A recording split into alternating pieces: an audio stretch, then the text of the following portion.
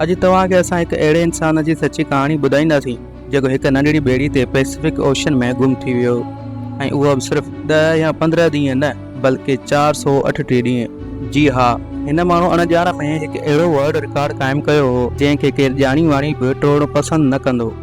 समुंड में अकेलो सभ खां वधीक वक़्तु गुज़ारण वारो ही वर्ल्ड रिकॉर्ड जोस सैल्वेडोर अल्वरिंगा नाले हिकु शख़्स ठाहियो हो, जंहिं समुंड में पूरा 438 ॾींहं 7 फुट जी नंढी ॿेड़ी ते। पर सवाल इहो आहे त 14 महीननि ताईं समुंड में ही अकेलो कीअं रहियो। उन खां पहिरीं असां इहो ॼाणींदासीं त हू समुंड में वियो छो हो। हीअ ॻाल्हि आहे अॼु खां 14 साल पहिरीं जी।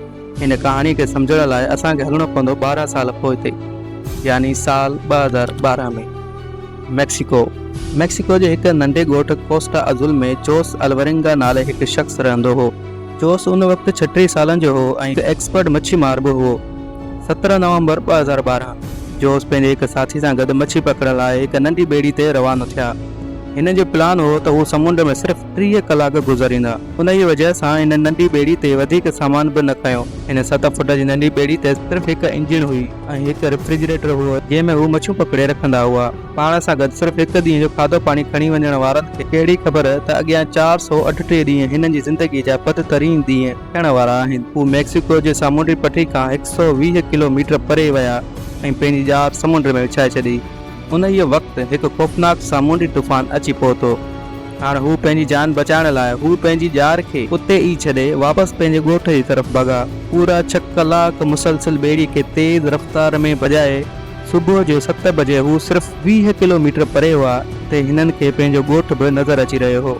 ही हिन तूफ़ान खे त तमामु परे छॾे आया हुआ, पर हाणे हिननि जी क़िस्मत बि हिननि जो साथ ॾियणु छॾे ॾिनो। सिर्फ़ु ॻोठ खां 20 किलोमीटर परे हुआ त हिननि जी ॿेड़ी जी इंजन ख़राब थी वई। हाणे हिननि वटि न चप हुआ न ई ॿेड़ी जी तरफ़ खे कंट्रोल करण वारा सेल, पर हिननि वटि हिकु रेडियो हुयो जंहिं जे ज़रिए हिननि पंहिंजे बॉस खे पंहिंजी लोकेशन मोकिली ऐं उन जे जवाब जो इंतज़ारु करण लॻा।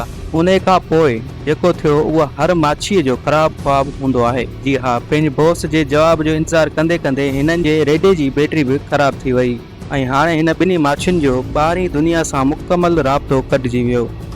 जोस अल्वरिंगा ऐं उन जो साथी अञा उन ई आने में हुआ। अचानक उहो थियो जंहिंजो बिल्कुलु बि अंदाज़ो न हो। तेज़ हवाउनि हिन खे वापसि समुंड जी तरफ़ धिकणु शुरू करे छॾियो ऐं उहो ॻोठ जेको हिननि खे नज़र अची रहियो हो उहो आसिया जे परे थी रहियो हो। हिननि जे बॉस हिकु सर्च पार्टी बि ठाही ऐं उन्हनि खे ॻोल्हण लॻा, पर हाणे घणी देरि थी चुकी हुई। जीअं जीअं ॾींहं गुज़रंदा पिया वञनि जोस ऐं उन जो साथीअ जो बचणु काफ़ी मुश्किल थी रहियो हो। हिन हादसे खे अञा 5 ॾींहं ई गुज़रिया हुआ त हवाउनि जोस जी ॿेड़ी खे हिननि जे ॻोठ खां 450 किलोमीटर परे धिके छॾियो हो। हू समुंड जी अहिड़े हिसे में पहुची चुका हुआ जिते हर डायरेक्शन में पाणी ई पाणी नज़र पियो अचे। हिननि खे मालूम हो त हिननि जी ॿेड़ी एॾी नंढी आहे जो हिननि खे परे खां बि स्पॉट न पियो करे सघिजे। न हिननि वटि का फ्लेयर गन हुई, न ई हू बाहि ॾेई दोहे सां सिग्नल ॾेई पिया सघनि। जोस अल्वरिंगा ऐं उन जे साथीअ खे चङी तरह इल्मु थी वियो हो त हिननि जे बचण जे चांस हाणे 1% खां बि घटि थी विया आहिनि। खाइण पीअण वारो सामान जेको हू पहिरियां ई खणी आया हुआ उहो पहिरियां खां ई ख़तमु थी वियो हो। उन लाइ हिननि खे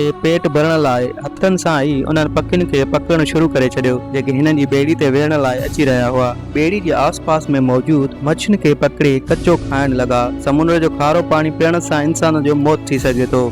उन जे लाइ हिननि मींहं जो पाणी समुंड में तरंदड़ बोतलुनि में जमा करे पीअण लॻा। पर जॾहिं मींहुं न पवंदो हो त हू पंहिंजी उञ लाहिण लाइ मच्छियुनि ऐं कुमियुनि जो रतु पीअंदा हुआ ऐं उहो बि तॾहिं जॾहिं हू हिननि खे पकड़ण में कामयाबु थींदा हुआ। ॾींहं गुज़रंदा विया ऐं पोइ महीना। ही ॿई जंहिं मेंटल टॉर्चर मां गुज़री रहिया हुआ उहो सोचण बि असांजे लाइ मुश्किल आहे। आख़िरकार जोस जो साथी ही टॉर्चर बर्दाश्त न करे सघियो ऐं 4 महीननि खां पोइ हिन ख़ुदकुशी करे छॾी। हाणे हिन नंढी ॿेड़ी ते ॻाल्हाइण लाइ बि जोस सां गॾु केरु न हो ऐं हू चारई तरफ़नि खां घेरियल हिन समुंड में अकेलो ज़िंदगी गुज़ारण लॻो।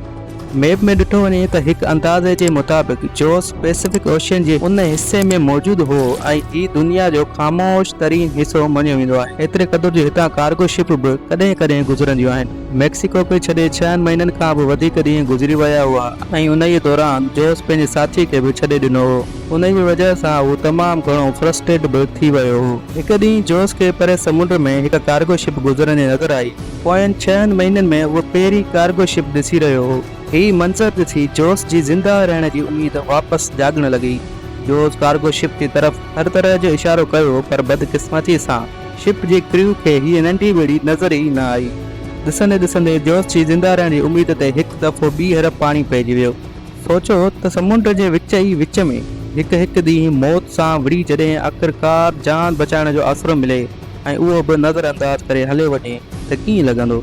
11 महीननि खां पोइ जोश पंहिंजी हिन नंढी ॿेड़ी ते 8000 किलोमीटर जो सफ़र करे चुको हुओ। हिन जा कपिड़ा बि फाटी पिया हुआ ऐं हिन वटि पाण खे सिज जी रोशनी खां बचाइण लाइ सिर्फ़ु हिकु अंडरवेस्ट बची हुई। आख़िरकार उहो टाइम अची वियो। क़िस्मत जोश ते महिरबानी थी वई। 3 जनवरी 2014 यानी पूरनि 14 महीननि खां पोइ जोश खे आसपास नारियल तरंदे नज़र आया। उहो सम्झी वियो हो त को आइलैंड वेझो अची वियो आहे जिथे लॻल नारियल वणनि मां किरी रहिया आहिनि।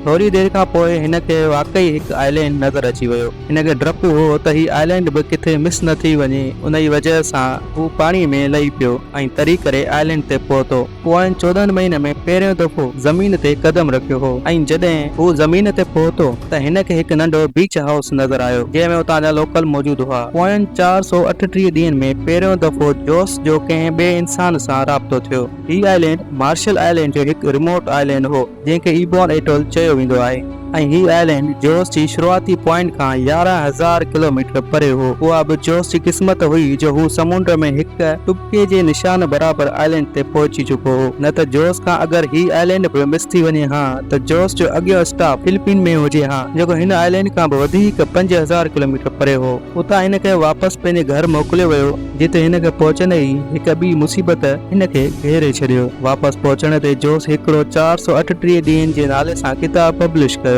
पर जोश ते पंहिंजे साथी खे मारण जो इल्ज़ाम लॻाए हिन ते केस करे छॾियो। उहो ई साथी जंहिं जोश जे मुताबिक़ सुसाइड करे छॾियो हो। वधीक अहिड़े वीडियो जे लाइ असांजे चैनल खे ज़रूरु सब्सक्राइब कंदा। अल्लाह हाफ़िज़।